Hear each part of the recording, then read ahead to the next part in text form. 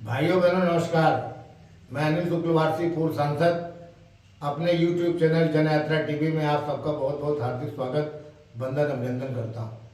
साथियों, आज का हमारा विषय है मोदी जी के विकास योजनाओं के आगे विपक्ष का जाति जनगणना मुद्दा फेल।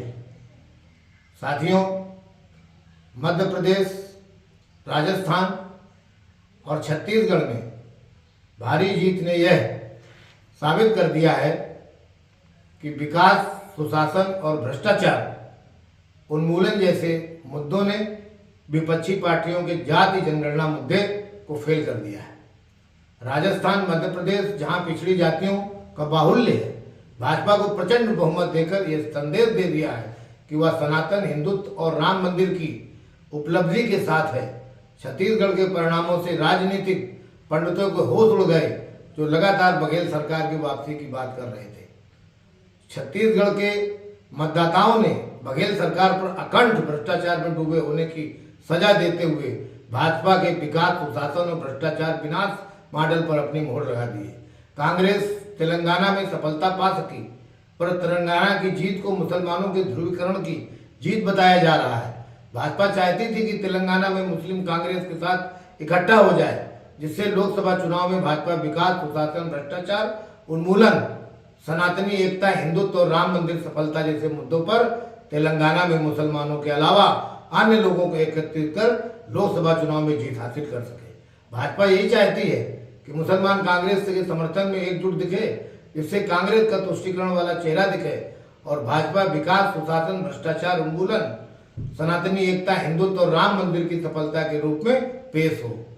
तेलंगाना में कांग्रेस की जीत से एक बात और स्पष्ट हो गई कि जिस प्रदेश में कांग्रेस मजबूत होगी, वहां के क्षेत्रीय दल को खा जाएगी, जैसा तेलंगाना में बीआरएस के साथ हुआ।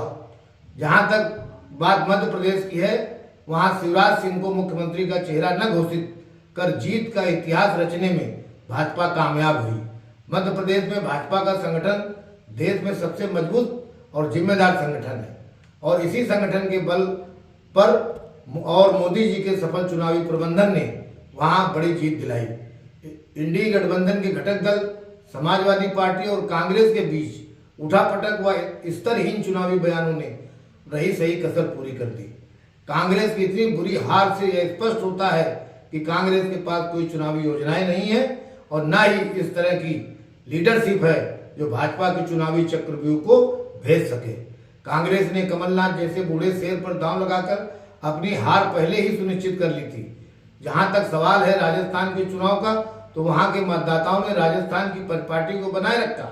गहलोत सरकार जनता के लिए कई महत्वपूर्ण कल्याणकारी योजनाएं लाई, परंतु वह अपनी सरकार बचा नहीं सकी। राजस्थान में कांग्रेस सरकार को किनारे लगाने में कुछ हद तक बसपा को भी श्रेय देना चाहिए। राजस्थान चुनाव में कांग्रेस की हार का कारण कुछ हद तक सचिन पायलट और गहलोत के बीच मनमुटाव को भी जाता है।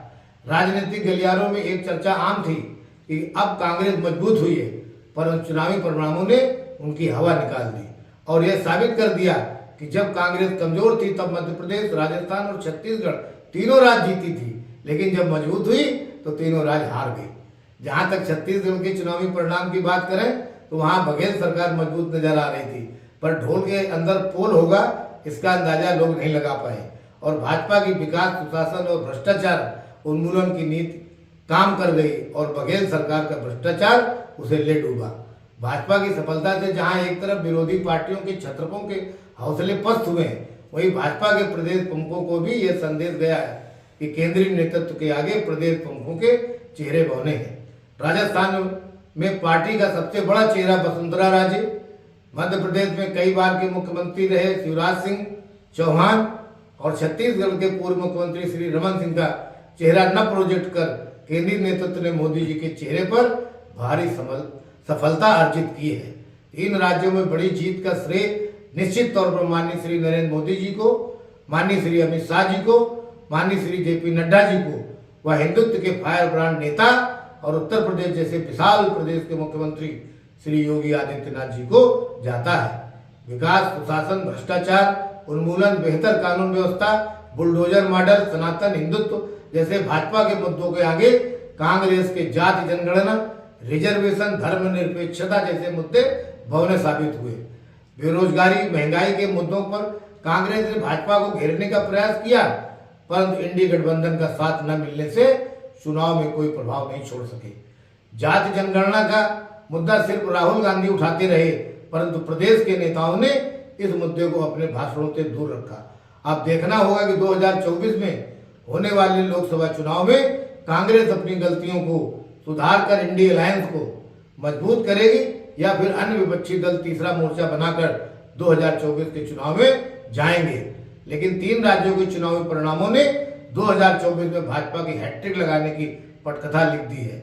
बहुत बहुत धन्यवाद। यदि आपको मेरा चैनल पसंद आया हो तो इसे लाइक, सब्सक्राइब करना न भूलें। Thank you very much.